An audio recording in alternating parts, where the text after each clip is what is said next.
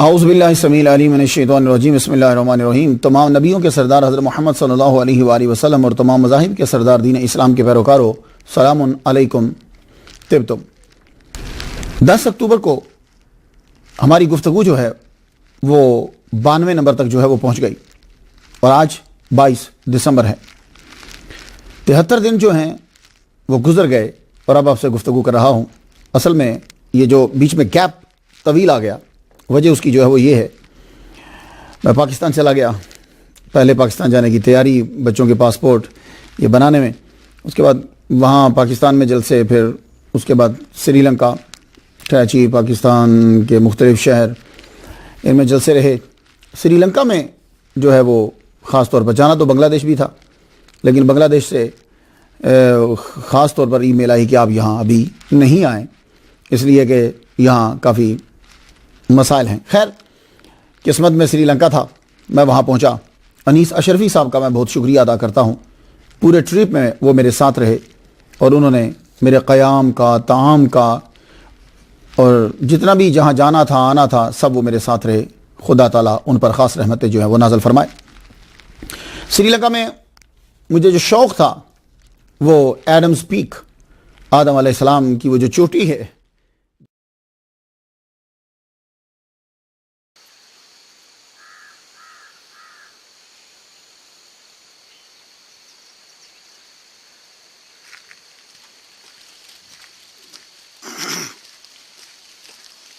یہ رستہ حضرت آدم علیہ السلام کا جہاں قدم ہے اس طرف جاتا ہے۔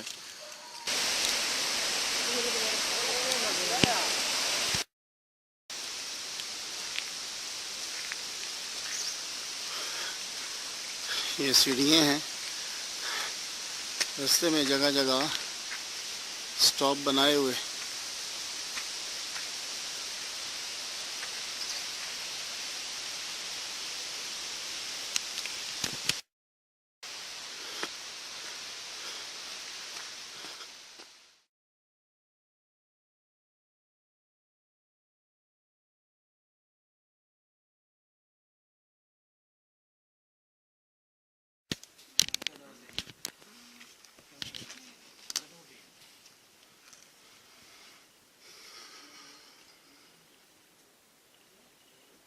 یہ حضرت آدم علیہ السلام کا یہاں پاؤں ہے اور یہ تقریباً 7335 کے قریب جو ہے یہ بلندی ہے۔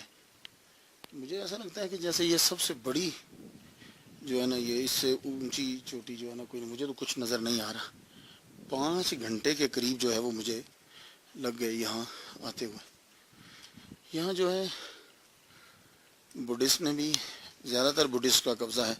ابھی میری اس ماں کے ساتھ جو ہے نا وہ گفتگو ہوئی، وہ پوچھ رہا تھا کہ آپ کے نزدیک تصوف کیا ہے، تم لوگ جو ہے وہ، پھر کہنے لگا کہ تو بتا کہ میرا سٹیٹس جو ہے وہ کیا ہے،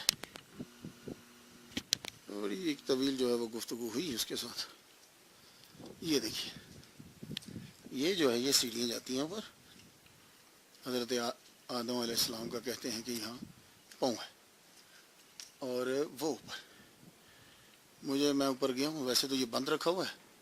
اس بندے نے پھر مجھے کہا you are lucky you can see, so I take a picture and saw the fit print of حضرت آدم علیہ السلام۔ یہ اتنا بڑا ہے کہ یہ نہیں کہہ سکتے آپ لوگ کہ یہ جیزس کا ہے یا مہاتما بدھ کا ہے۔ جتنا یہ بڑا ہے اسے تو یہی ثابت ہوتا ہے کہ یہ حضرت آدم علیہ السلام کا ہے، لیکن یہ ہے کہ چونکہ ان کا قبضہ بدھسٹ کا ہے اس لیے انہی کی ساری چیزیں آپ کو یہاں نظر آئیں گی۔ یہ دیکھ رہے ہیں آپ، یہاں تو بادل جو ہیں وہ جسموں کو چھو کے گزرتے ہیں۔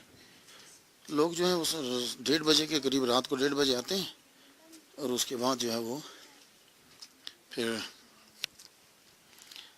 صبح 6 بجے سورج کو دیکھنے کے لیے نکلتے ہیں، پھر یہ ہے کہ واپس چلے جاتے ہیں 6 بجے۔ لیکن میری جو آرزو تھی وہ یہ تھی کہ میں یہاں اذان دوں، سو میں نے اذان جو ہے وہ دی ہے۔ اللہ تعالیٰ قبول فرمائے۔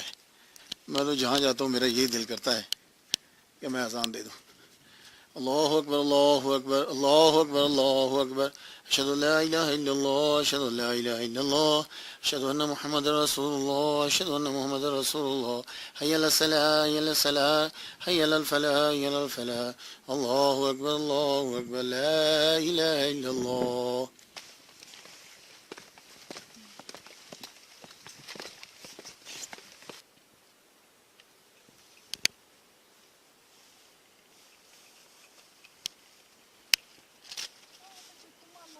Наплывает туман.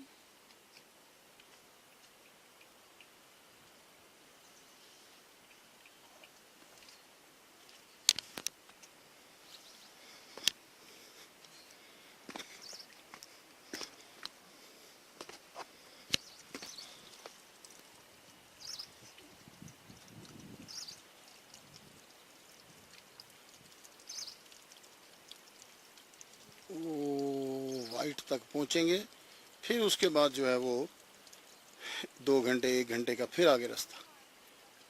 ہوئے ہوئے ہوئے اللہ سبحان اللہ سبحان اللہ سبحان اللہ سبحان اللہ سبحان اللہ سبحان تیری قدرت مالک تیرا احسان.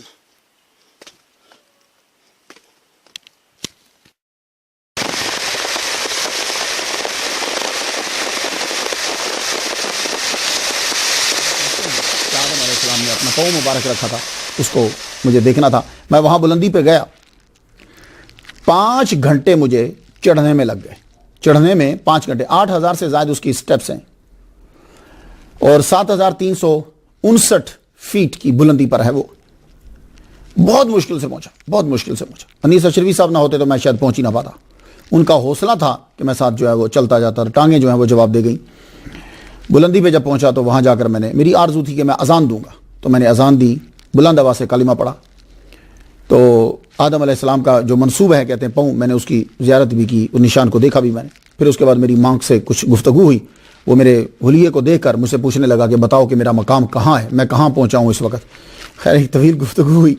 4 گھنٹے نیچے اترنے میں مجھے جو ہے وہ لگ گئے. لیکن جب نیچے اترے تو پھر پاؤں رکھتے تھے تو رکھا نہیں جاتا تھا. 3-4 دن پھر وہاں جلسہ بھی تھا، جمعہ بھی پڑھایا، جلسہ بھی کیا. ماشاءاللہ بہت محبت دی سری لنکا کے لوگوں نے. اس کے بعد وہاں مزارات کی زیارت بھی میں نے کی. شیخ عثمان رحمۃ اللہ علیہ کے مزار پر گیا، قطب سری لنکا ہیں. شیخ عبد الرحمن رحمۃ اللہ علیہ کے مزار پر گیا، قطب سیلانی. شیخ اشرف رحمۃ اللہ علیہ کے مزار پر گیا. اور ایک مزار جو ہے وہ بالکل جو ہے وہ سمندر کے کنارے پہ تھا، وہاں بھی میں گیا. بہت سے مزارات پہ گیا. اور ایک بزرگ جو ہیں جو شیخ عبد الرحمن قطب سیلانی رحمۃ اللہ علیہ جو ہیں، سونامی جب آیا تھا تو سارا ارد گرد کا شہر جو ہے وہ ڈوب گیا تھا. تو نیوی جو سنگلی ہیں جو وہاں کے رہنے والے ہیں نیوی کے لوگ، وہ بتانے لگے کہ یہ بابا ڈنڈا لے کر کھڑے اور پانی کو یوں پیچھے کر رہے تھے. سارا شہر ڈوب گیا تھا لیکن ان کا مزار جو ہے وہ نہیں ڈوبا. میں نے وہاں بھی زیارت کی ہے. اس کے علاوہ اور بہت ساری جگہوں پہ گیا. خاص طور پر جو مجھے سری لنکا کے ٹرپ سے جو اللہ تعالیٰ نے عطا کیا ہے، بزرگوں کی قبروں کی زیارت کے بعد جو چیز دی ہے وہ یہ ہے، منوری سلسلہ کی خلافت بھی مجھے وہاں سے ملی. وہ اپنے ہی اشرفی سلسلہ کے خلیفہ ہیں. ان سے یہ سلسلہ منوریہ جو ہے اس کے جو بانی ہیں وہ شیخ عبد القادر گیلانی رحمۃ اللہ علیہ کے مرید تھے. اور شیخ عبد القادر گیلانی رحمۃ اللہ علیہ نے ان کو دعا دی تھی تو اللہ تعالیٰ نے ان کو 600 سال کی عمر عطا فرمائی اور ان سے یہ سلسلہ جاری. اللہ تعالیٰ نے مجھ پر جو ہے وہ کرم فرمایا. آج ہم جو گفتگو کر رہے ہیں، حافظ الحدیث امام ابو عبداللہ محمد بن یزید الربعی القزوینی المعروف ابن ماجہ رحمۃ اللہ علیہ، حاضر رحمۃ من ربی. گفتگو 7 کم 100 پہ جو ہے وہ پہنچ گئی.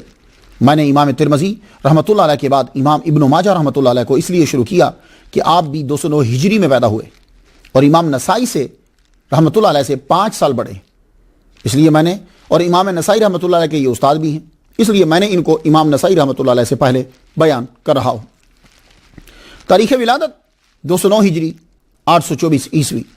تاریخ وصال 273 ہجری 22 رمضان المبارک 20 فروری 887 عیسوی. اس حساب سے ٹوٹل عمر مبارک آپ کی تقریباً 64 سال بنتی ہے. اللہ اکبر جل شانہ. امام اعظم ابو حنیفہ رحمۃ اللہ علیہ کے وصال سے 59 سال بعد پیدا ہوئے اور آج 2015 میں آپ کو دنیا سے گئے ہوئے 1128 سال اور 10 مہینے کے قریب ہو چکے ہیں. آپ کا مزار پرانوار قزوین ملک ایران میں ہے. آئیے گفتگو میں اضافہ سے پہلے توحید کا اقرار اور اظہار کرتے ہیں۔ کوئی نبی، کوئی ولی، کوئی جن، کوئی پری اللہ تعالیٰ کے برابر نہیں ہے۔ وَلَمْ يَكُنْ لَهُ كُفُوًا أَحَدٌ، کوئی اس کا ہمسر نہیں ہے، مثل نہیں ہے، برابر نہیں ہے۔ عظیم سند کے ساتھ عظیم پیام سن لیجیے جو ہمارا طریقہ ہے اور ایک برکت کا ایک عظیم سبب ہے۔ امام رضا فرماتے ہیں اپنے والد موسیٰ کاظم سے سن کر، وہ بیان کرتے ہیں اپنے والد امام جعفر سے سن کر، وہ بیان کرتے ہیں اپنے والد امام محمد الباقر سے سن کر، وہ بیان کرتے ہیں اپنے والد امام زین العابدین سے سن کر، وہ بیان کرتے ہیں اپنے والد گرامی امام حسین سے، وہ بیان کرتے ہیں اپنے والد گرامی مولا علی سے، اور مولا علی نے سنا محمد مصطفیٰ صلی اللہ علیہ وآلہ وسلم سے، اور محمد مصطفیٰ صلی اللہ علیہ وسلم نے سنا جبریل علیہ السلام سے، اور جبریل علیہ السلام کو اللہ تعالیٰ نے کہا جاؤ یہ میرا میسیج پہنچا دو، اور یہ میسیج حضور کی زبان سے ادا ہوا۔ آپ نے فرمایا کہ رب کہتا ہے انی انا اللہ لا الہ الا انا فاعبدنی، میں اللہ، میرے سوا کوئی نہیں، میری ہی عبادت کرو۔ من جانی منکم بشہادت اللہ الہ الا اللہ بخلاص، جو یہ گواہی لے کر آئے گا روز محشر کہ اللہ کے سوا کوئی معبود نہیں ہے، خلوص نیت کے ساتھ، فدخل فی حصنی، وہ میرے حصن میں میرے قلعے میں داخل ہوا، اور ومن دخل فی حصنی آمن من عذابی، اور جو میرے قلعے میں داخل ہو گیا وہ میرے عذاب سے محفوظ ہوا۔ آئیے اس امام کے نام سے کچھ برکت حاصل کریں۔ آپ کا نام ابو عبداللہ محمد بن یزید الربعی القزوینی المعروف ابن ماجہ رحمۃ اللہ علیہ۔ ابو عبداللہ، عبداللہ کے باپ، تو عبداللہ جو ہے وہ آپ کے بیٹے کا نام ہے اور یہی آپ کی کنیت ہے۔ آپ کا اصلی نام جو ہے وہ محمد، اور والد گرامی کا نام جو ہے وہ یزید ہے۔ ابن ماجہ کے والد گرامی کا نام یزید۔ یہاں مجھے تھوڑا سا رکنا ہے تاکہ میں کچھ بات سمجھا پاؤں۔ یہ یزید جو ہے لفظ ہے، اس کا معنی کیا ہے؟ یزید کا معنی تو بڑا ٹھیک ہے۔ یزید کا معنی زیادہ یزید ہو، وہ بڑھائے گا، مضارع کا سیغہ بنا۔ اسلام میں اس نام کو رکھنے کی اجازت ہے جس کا معنی اچھا ہوتا ہے، مگر کچھ نام ہیں کہ معنی کے لحاظ سے تو برے نہ تھے، مگر وہ جس بندے کا نام تھے وہ اس شخص کا کردار بہت برا ہوا، اور اسی آدمی کا وہ کردار اتنا مشہور ہو گیا کہ لوگوں نے وہ نام رکھنا چھوڑ دیا۔ وہ برے آدمی کی وجہ سے وہ نام ناپسندیدہ بن گیا۔ ایک لفظ کئی وجہ سے ناپسندیدہ ہو جاتا ہے، لوگ برے معنی میں لیتے ہیں اس لیے ناپسندیدہ ہو جاتا ہے کہ اس کا معنی جو ہے وہ اس معاشرے کے اندر وہ معنی برا ہے۔ جیسے بادشاہ، لفظ تو اچھا ہے نا، وہ بادشاہ، مغل بادشاہ، فلاں بادشاہ، فلاں بادشاہ، لیکن اب جو ہے پاکستان کے اندر، خصوصاً پنجاب کے اندر، یہ لفظ بادشاہ جو ہے یہ ہم نہیں بول سکتے۔ کیوں؟ اب یہ عجیب معنی میں استعمال ہو رہا ہے۔ عدالت کے اندر ایک وکیل صاحب نے جج کو بادشاہ کہہ دیا، جی آپ تو بڑے بادشاہ ہیں۔ اس نے کہا اب اگر تم نے یہ لفظ یوز کیا تو میں تمہیں فائن کر دوں گا۔ کیوں؟ اس لیے کہ بادشاہ اب اچھے معنی میں استعمال نہیں ہو رہا۔ تو معاشرے کے اندر جو لوگ ہوتے ہیں وہ لفظ کو اچھے معنی میں استعمال نہیں کر رہے، اس لیے ناپسندیدہ ہو گئے۔ اب دیکھیے فضول، یہ فضول جو ہے اردو کے اندر عجیب معنی میں استعمال ہوتا ہے، حالانکہ عربی میں یہ بڑا اچھا لفظ ہے، فضل، فضول، حلف الفضول، حلف ہے نا، حلف الفضول۔ تو اب فضول جو بڑا فضول آدمی ہے تو بھائی، لیکن حالانکہ یہ لفظ اچھا ہے لیکن اردو کے اندر عجیب لفظ معنی میں استعمال ہونے لگے۔ اسی طرح لفظ بشر ہے، بشر اچھا ہے۔ اللہ تعالیٰ نے کہا انی خالقکم بشرا من طین، میں بشر بنانے لگا ہوں، بشر لفظ اچھا ہے۔ لیکن کیا ہوا کہ اب لوگوں کے ذہنوں کے اندر یہ جو لفظ ہے یہ اب بہت ساروں کے لیے استعمال ہونے لگا، بندہ بشر، سکھوں کو، ہندوؤں کو، ساروں کو۔ اس لیے ہم لوگ بڑا احتیاط برتتے ہیں کہ لفظ بشر جو ہے ہم نہیں استعمال کرتے حضور پاک کے لیے۔ کیوں؟ اللہ کا استعمال کرنا اور معنی میں ہے اور ہمارا استعمال کرنا یہ اور معنی میں ہے، تو اس لیے ہم لوگ یہ لفظ استعمال نہیں کرتے۔ اسی طرح ایک لفظ ہے فرعون، نام سنا آپ نے؟ فرعون، کون فرعون؟ بھئی یہ ٹائٹل ہوا کرتا تھا جو ایجپٹ کے بادشاہ ہوتے تھے ان کا ٹائٹل ہوتا تھا، جو بھی بادشاہ آتا تھا نام کوئی اور ہوتا تھا، لیکن اس کے اینڈ پہ فرعون لگتا تھا۔ تو کیا آپ آج کسی کو فرعون کہیں گے؟ معنی بڑے اچھے ہیں اس کے۔ آپ جانتے ہیں کہ فرعون کا معنی کیا ہے؟ یہ جو لفظ فرعون ہے، یہ قدیم مصری زبان میں اس کا معنی ہوتا تھا گریٹ ہاؤس۔ قدیم مصری زبان کے اندر گریٹ ہاؤس۔ تو فرعون کا معنی، یہ فرعون عربی زبان کا لفظ نہیں ہے، یہ ہیبرو سے عربی میں داخل ہوا ہے۔ تو ایجپٹ کے اندر فرعون گریٹ ہاؤس کو کہتے تھے۔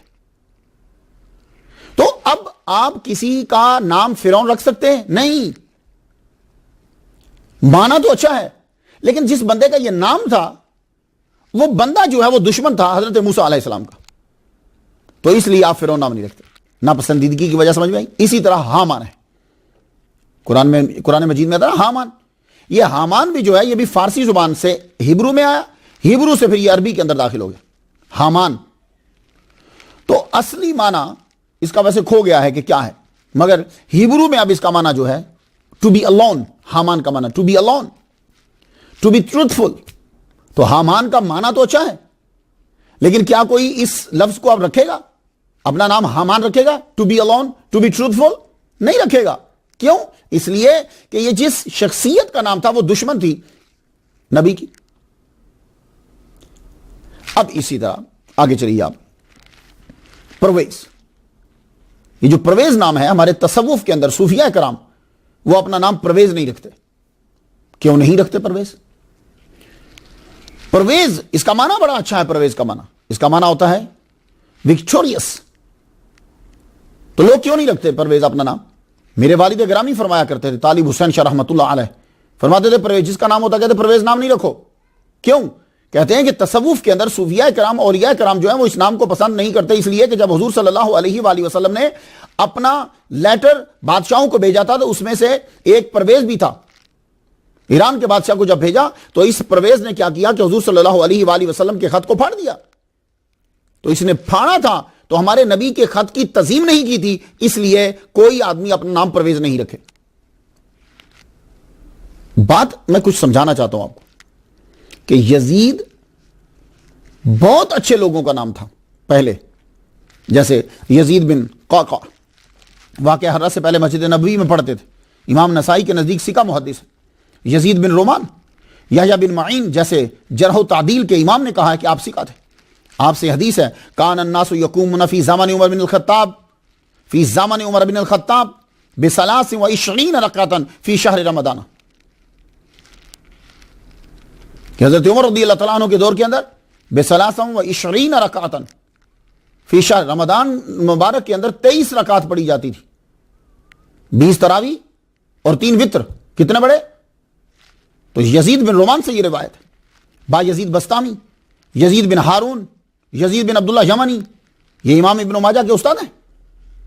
تو یزید جو نام تھا یہ بڑے بڑے اچھے لوگوں کا نام تھا، تو یزید کا معنی برا نہیں۔ لیکن آج کے دور کے اندر اور میڈیا نے اتنا پھر کیا کہ ایک شخص گزرا یزید، تو یہ نام اچھے بندوں کا تھا، مگر یزید بن معاویہ ایک ایسا آدمی آیا 61 ہجری میں، امام حسین رضی اللہ تعالیٰ عنہ کو کسی نے شہید کیا، مسجد نبوی میں اس کی فوج جو ہے وہ آئی اور مسجد نبوی کے اندر گھوڑے باندھے گئے، مسجد نبوی کی بے حرمتی کی گئی، 3 دن تک جو ہے اس کی فوج نے مسجد نبوی میں اذان نہیں ہونے دی، صحابہ کرام کو شہید کیا گیا اور مدینہ شریف کی عورتوں کی عزتوں کو لوٹا گیا، اور خانہ کعبہ کے اندر اس کی فوج نے سنگباری کی، وہاں جو ہے وہ ٹوٹ پھوٹ ہوئی، خانہ کعبہ کی دیواروں کو نقصان پہنچا۔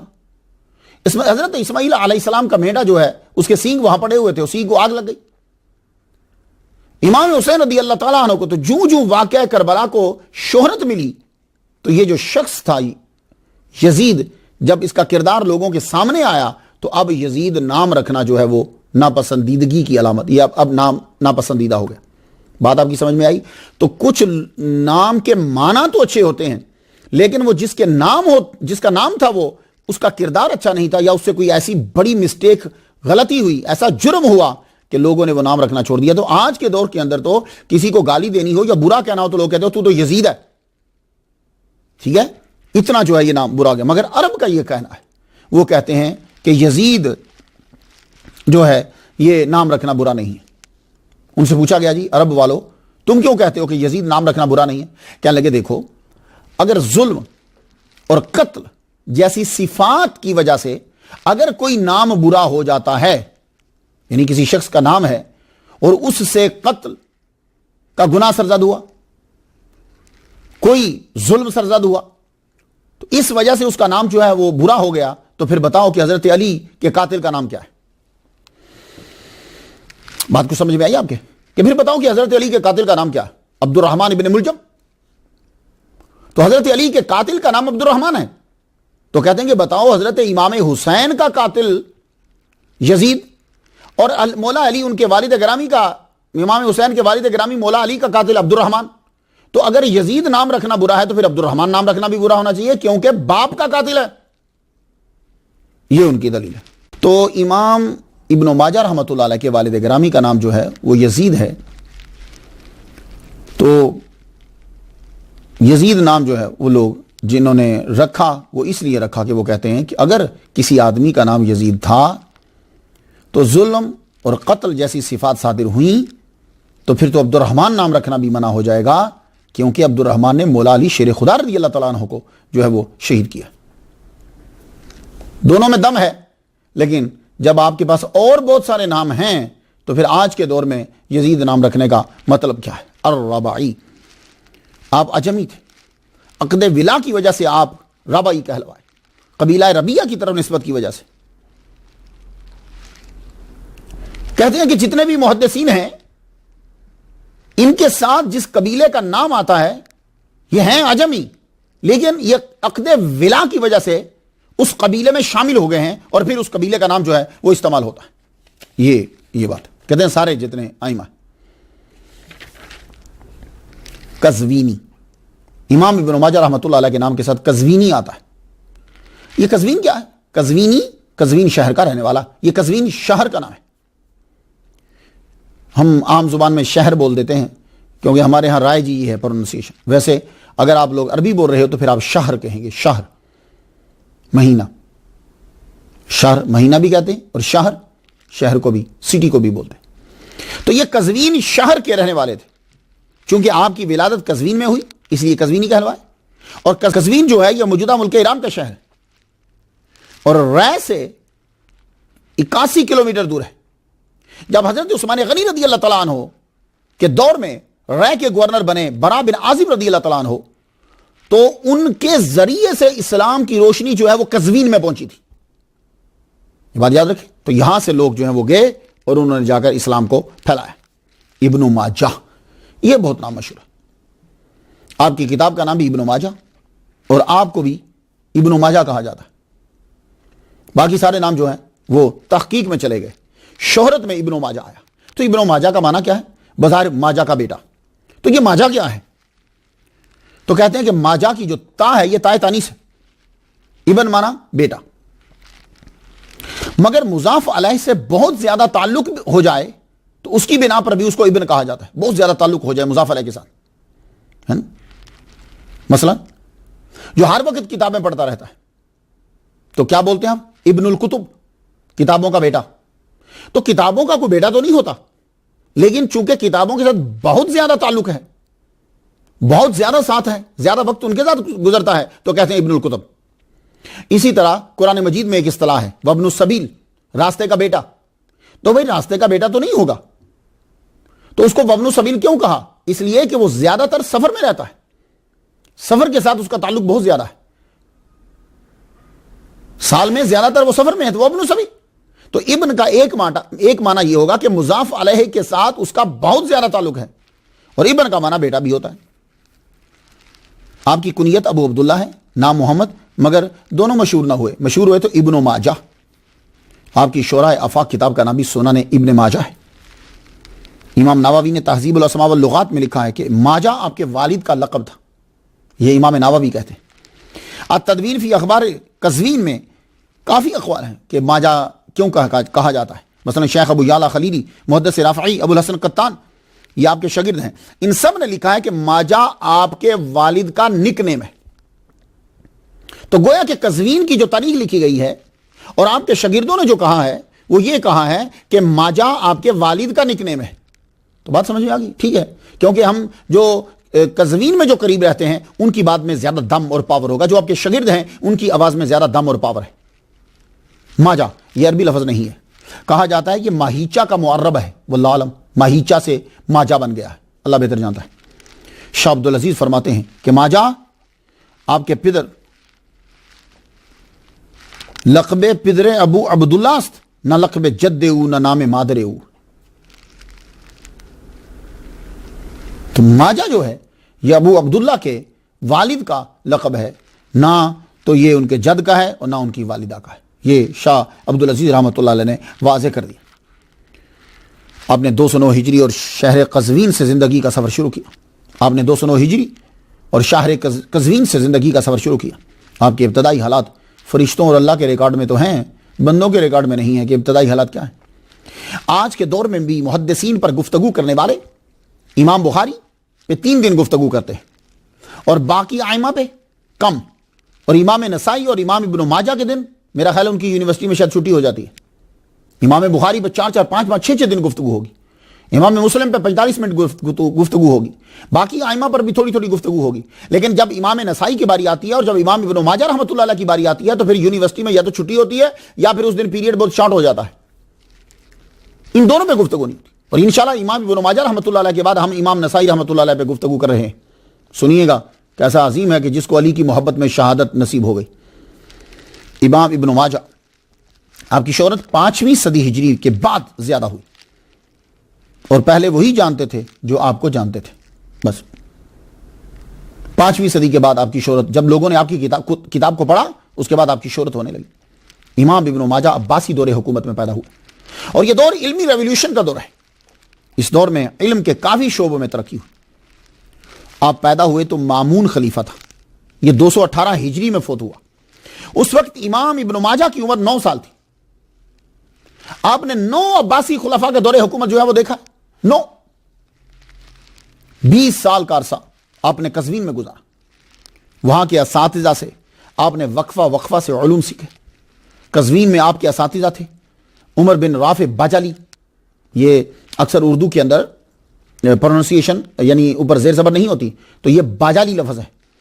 عمر بن رافع باجالی، ابو الحسن علی قزوینی، ابو سلیمان اسماعیل بن توبہ قزوینی رحمۃ اللہ علیہ، ابو موسیٰ ہارون بن موسیٰ بن حبان تمیمی رحمۃ اللہ علیہ، ابو بکر محمد بن ابی خالد یزید قزوینی رحمۃ اللہ علیہ. یہ لوگ آپ کے اساتذہ تھے قزوین کے اندر. آپ نے بھی اپنے سے پہلے جو ائمہ ہیں یا اس دور کے جو ہیں ان کی پیروی کری ہے. حدیث، تفسیر، تاریخ، اس میں مہارت حاصل کی. یہ بہت ضروری ہے. اگر آپ لوگ حدیث بیان کرنا چاہتے ہیں تو تاریخ تو بہت ضروری ہے. تاریخ بہت ضروری ہے، اور اسماء الرجال بہت ضروری ہے. جرح و تعدیل بہت ضروری ہے اسے جاننا. تو آپ نے بھی حدیث کا علم سیکھنے کے لیے تاریخ ہے، تفسیر ہے، اس میں مہارت اتام حاصل کی. حدیث میں مہارت آپ نے دیکھنی ہو تو جائے سنن ابن ماجہ پڑھ لیجئے. تفسیر میں مہارت دیکھنی ہو تو ان کی کتاب تفسیر پڑھ لیجئے. تاریخ میں دیکھنی ہو تو التاریخ پڑھ لیجئے. اس کتاب کے متعلق جو آپ نے التاریخ اپنے کتاب لکھی ہے، اس کتاب کے متعلق تو مشہور مورخ ابن خلقان نے جو ہے وہ یہ کہا کہ نائس ہسٹری، تاریخ ملیح، بہت اچھی تاریخ ہے، بہت اچھی ہسٹری ہے. تو قزوین میں علم حاصل کرنے کے بعد جو وہاں تھا وہ مکمل کرنے کے بعد اب آپ باہر نکلے. جیسا کہ اولیاء کرام کا طریقہ ہے، صوفیاء کا طریقہ ہے، علماء کا طریقہ تھا. بھائی صوفیاء کا اور اولیاء علماء کا طریقہ ایک ہی برابر ہی تھا. یہ دونوں الگ الگ نہیں ہیں. پہلے تصوف اور علم یہ بالکل برابر ہے. کٹھے پڑھائے جاتے تھے. جو وہ پڑھتے جاتے تھے ساتھ ساتھ اس کو عمل میں لاتے جاتے تھے. بس یہی تو تصوف ہے کہ جو قرآن و حدیث میں ہے اس کو عمل کے اندر لے آؤ. تو جو علامہ ہے وہ صوفی ہے، جو صوفی ہے وہ علامہ ہے. تو مرور زمانہ جس طرح ہر چیز میں بگاڑ آیا اس طرح اس شعبے میں بھی بگاڑ آ گیا. اکثر لوگ پیروں کے بارے میں بڑے بڑے کلپ بناتے ہیں، وہ سب لوگوں نے جعلی خود بنائے ہوتے ہیں. یہ بہت بڑی سازش ہے. $2 بلین لگتا ہے سالانہ تو اس میں سے اگر آپ نے 2-3 لاکھ کی ایک کلپ بنا دیا جعلی تو کیا فرق پڑتا ہے؟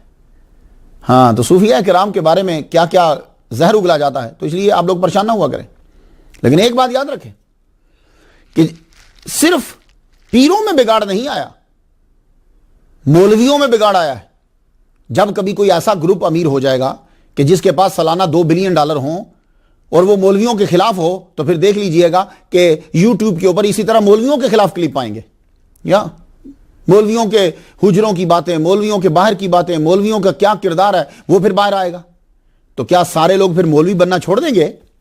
کہیں گے کہ مولوی خراب ہوتے ہیں، پھر ڈاکو بنانا شروع کر دیں گے؟ نہیں، پھر اس نظام کی تصحیح کریں گے، برائیاں نکالیں گے اندر سے. سیاست کتنی پاکیزہ ہوتی تھی، تو جو وقت گزرا تو کیا آج سیاستدان آج کل کے ٹھیک ہیں؟ اتنے بڑے فراڈ تو کبھی ولی پیروں نے نہیں لگائے ہوں گے، مولویوں نے نہیں لگائے ہوں گے، جتنے بڑے بڑے فراڈ جو ہیں وہ سیاستدان لگاتے ہیں. تو آپ لوگوں نے کیا سارے سیاستدانوں کو مار دیا ہے؟ کیا سیاست کو جو ہے وہ بالکل چھوڑ دیا ہے، یا ان کی عزت کرنی چھوڑ دی ہے؟ نا، مولوی سب سے قریب ہوتا ان کے. تو ہر شعبے میں بگاڑ آ گیا ہے. کوئی ایسا شعبہ، اگر آپ کلپ بناتے ہو نا پیروں کے، تو پھر ہر بندے کے کلپ بناؤ. عورتوں میں بھی بگاڑ آ گیا ہے، مولویوں میں بگاڑ آ گیا، رائٹرز میں بگاڑ آ گیا، سیاستدانوں میں بگاڑ آ گیا، بزنس مینوں میں بگاڑ آ گیا ہے، ہر ایک میں بگاڑ آ گیا ہے. اور پھر ہر مذہب کے جتنے بھی آگے شعبے ہیں ان شعبوں میں بگاڑ آ گیا ہے. پھر ہر ایک کا کلپ بنے گا. تو ہوتا کیا ہے کہ جو ہائی ہوتا ہے، امیر ہوتا ہے، بڑا ہوتا ہے، وہ چھوٹے دشمن کا کلپ اور اس طرح کی چیزیں سٹوریز بنا کر پھیلاتے رہتے. تو تصوف کیا تھا؟ وہ جو محدثین ہیں یہ صوفیات ہیں، یہ فقہا یہ صوفیات تھے. وہ جو پڑھتے تھے اس کو عمل میں لاتے تھے. اسی کو تو تصوف کہتے ہیں کہ جو تم پڑھو اس کو عمل میں لے کر آؤ. تو اولیاء کرام بھی سفر کرتے، اسی طرح علماء بھی سفر کرتے. اب امام ابن ماجہ رحمۃ اللہ علیہ اب سفر کے لیے نکلے. سفر جب پھر علم حاصل ہوتا ہے. اب میں جاتا ہوں، میری بڑی کوشش رہتی ہے، میں کیا کروں کہ مجھے یہاں نمازیں پڑھانا پڑتی ہیں، تقریریں کرنا پڑتی ہیں، یا میں جب اللہ تعالیٰ مجھے کبھی آزاد کر دے گا، میرا اپنا مرکز ہو جائے گا، تو میرا کام ہی ہے، میں پوری دنیا میں جاؤں گا. جہاں جہاں اولیاء کرام کے مزارات ہیں میں وہاں جا کر ہسٹری کو اکٹھا کروں گا اور اپنے چاہنے والوں کو ان کی کرامات اور اپنے چاہنے والوں کو ان کی تعلیمات عام کروں گا. میں ابھی مجھے چائنا کے اندر جانا ہے. چائنا میں 6ٹھی جنریشن ہے اور وہاں اولیاء کے مزار ہیں. مجھے جانا ہے، وہاں بھی جانا ہے انشاءاللہ الرحمن.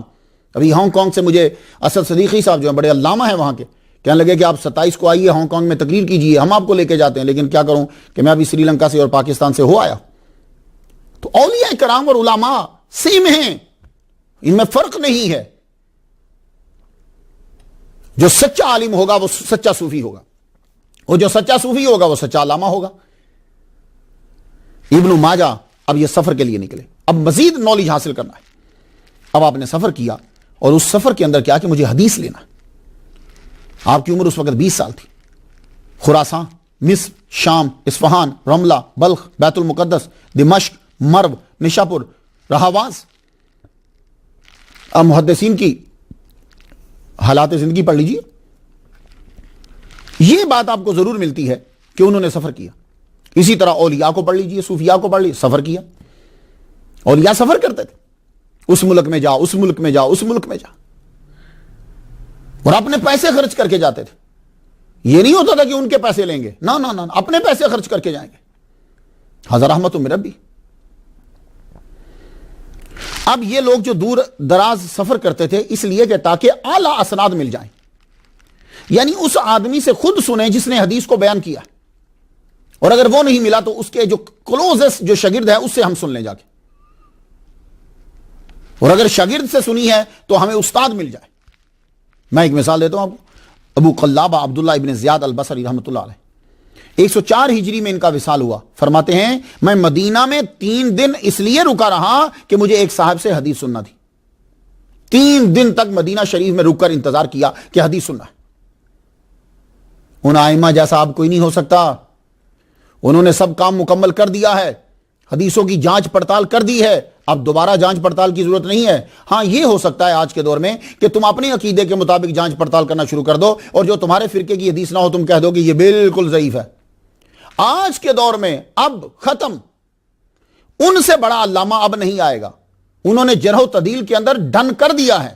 یہ بات یاد رکھیے گا، انہوں نے ڈن کر دیا ہے اور آخر میں مکمل ہو گئی یہ بات. آج کے دور میں اب آ کے کوئی نہیں کہہ سکتا یہ حدیث ضعیف ہے میں نیا کام کرنا شروع کرنے لگا ہوں. نہیں، ایسا نہیں ہوگا. وہ یہ ہو سکتا ہے کہ اپنے فرقے سے جو میچ نہیں کرتی اس کو بولتا جائے یہ ضعیف ہے ضعیف ہے ضعیف ہے، یہ کام ہو سکتا ہے، اور یہ تو آخر تک چلتا رہے گا. یہ تو قرآن مجید میں بھی لوگ کر رہے ہیں نا، حالانکہ قرآن مجید کی آیات مکمل، لیکن آج کے دور میں بھی ہو رہا ہے بھائی نہیں یہ آیت کا مطلب یہ ہے، یہ آیت کا مطلب یہ ہے. تو اسی طرح چلتا رہے گا، اسی طرح حدیثوں میں چلتا رہے گا. ابو العلیہ کہتے ہیں کہ مجھے ایک حدیث ملی، مگر میں تقید مزید یقین محکم کے لیے مدینہ گیا، صرف اس ایک حدیث کو سننے کے لیے. حالانکہ وہ مجھے یاد تھی، میں نے سن لی، لیکن یقین محکم مزید تقید کے لیے میں پھر مدینہ گیا کہ راوی کے منہ مبارک سے میں اس حدیث کو سنوں. تو یہ جو سفر میں اولیاء کرام اور صوفیاء کرام جو جایا کرتے تھے، اس کا مقصد کیا ہوتا تھا؟ اس کا مقصد ہوتا تھا کہ ان کے ساتھ رہ کر اخلاقیات وہ بھی آ جائیں اور ان کے ساتھ رہ کر علم جو ہے وہ ہمیں حاصل ہو. تو اساتذہ کے ساتھ کیسے رہنا ہے، استاد کے ساتھ کیسے رہنا، یہ ہمیں حضرت موسیٰ اور خضر علیہ السلام کے واقعے میں مل جائے گا. موسیٰ علیہ السلام اور خضر علیہ السلام کے واقعے کو پڑھنے کے بعد کچھ لوگوں کو یہ معلوم ہوتا ہے جیسے حضرت موسیٰ علیہ السلام بڑے جلد باز تھے یا موسیٰ علیہ السلام کو کچھ پتہ نہیں تھا. ہرگز ایسا نہیں ہے. اس کے اندر بہت سارے معاملات ہیں، اعترافات ہیں، اعتراضات ہیں اور معاملات ہیں اس واقعے کے اندر. جو آدمی گہرا جائے گا اس کو چیز آتی جائے گی. اب ذرا سماعت کیجئے وہ دلیل کہ جس پہ میں حضرت خضر علیہ السلام کہہ رہا ہوں، وہ دلیل سن لیجئے. موسیٰ علیہ السلام نے جب ان سے یہ کہا هل اتبعک علی ان تعلمنی مما علمت رشدا، کیا میں آپ کے ساتھ رہ سکتا ہوں تاکہ آپ مجھے سکھائیں وہ جو آپ کو اللہ نے سکھایا ہے. الا ان تعلمنی، مجھے تعلیم دیں. تو یہ بات یاد رکھیے گا، نبی سے بڑھ کر کسی کے پاس علم نہیں ہوتا اس کے دور میں. یہ بات ذہن میں بٹھا لیجئے، نبی سے بڑھ کر. نبی علم میں اپنے دور کے تمام امتیوں میں سب سے زیادہ ہوتا ہے. ہاں اگر اس کے برابر میں کوئی اور نبی ہے تو وہ الگ بات ہے، کیونکہ نبی جو ہے وہ اس کا امتی نہیں ہے. تو اب موسیٰ علیہ السلام کے برابر میں خضر علیہ السلام جو ہے، اگر موسیٰ علیہ السلام ان سے یہ کہہ رہے ہیں الا ان تعلمنی مما علمت رشدا، تو پھر اس کا مطلب یہ ہوا کہ خضر علیہ السلام جو ہیں یہ نبی ہیں، کیونکہ امتی کا علم زیادہ نہیں ہو سکتا.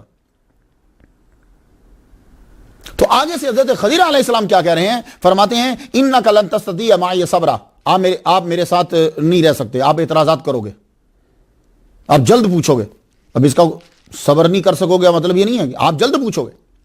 لیکن اس واقعے سے یہ بات سمجھ میں آ گئی کہ جب آپ کسی کے ساتھ جا رہے ہو تو پھر کیسے رہنا ہے، یہ آپ کو حضرت موسیٰ اور خضر علیہ السلام کے واقعے سے یہ بات مل جائے گی.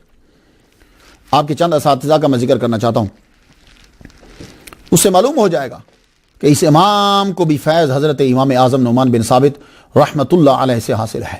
یہ ایک خاص چیز ہے جو میں آپ کے گوش گزار کر رہا ہوں.